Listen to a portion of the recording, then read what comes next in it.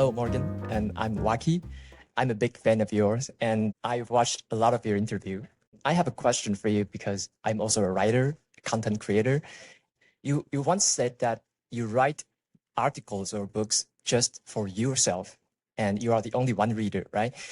But my question is, it's very interesting because if we are making a commercial product, we tend to be more customer-oriented. We tend to be, we want to know what customer wants, what customer desire, and it's very contradicted to me that if you are creating something just for yourself, and that's for a book, right? But in the commercial product, you create something people want. My question is, what's the difference between books and product to you? And what is the same as ever between them? Yeah, Yeah. It's a great question. Thank you for asking it. And it's a difficult one. And a lot of people disagree with me on this. So I will give you my take with the understanding that people disagree with this. I think there's no such thing as the average user. That's a statistic. It's not really a person. Or if you identify the actual average user, that means 99% of your other customers are different from that average user. So a lot of companies, when they're like, we're going to create a product for our customer. Well, who? Your customers are very different.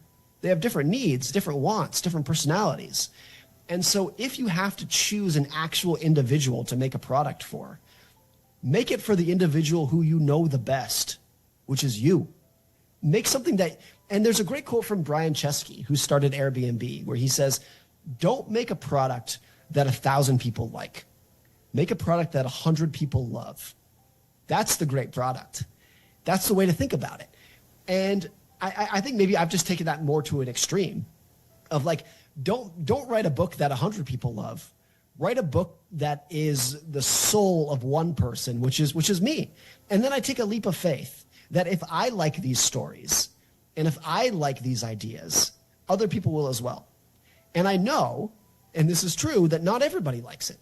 There's a lot of people who don't like Psychology of Money. A lot of people who don't like Same as Ever. And that's inevitable, and it's fine. It's okay. I think you get into problems where you're like, I want to create a product that everybody likes. If you create a product that everybody likes, that's a product that nobody loves. And you're going to be much better creating a product that some people love than a product that everybody likes. That's how I've always thought about this. And I think every time in my career, for better or worse, maybe I'm being stubborn on this, but whenever somebody comes to me and says, Morgan, you should write about this topic, you should tell this story, I always kind of repel at that because I'm like, no, like I'm writing my own ideas. I thank you, but I don't want anyone else's ideas. I know how bad that sounds, but I always view writing as an art.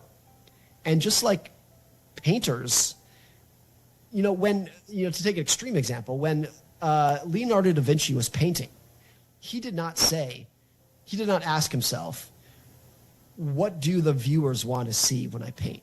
He just painted something that he thought was great. And I think that's true for every artist. It's true for musicians. I think it should be true for writers as well. That you will do your best work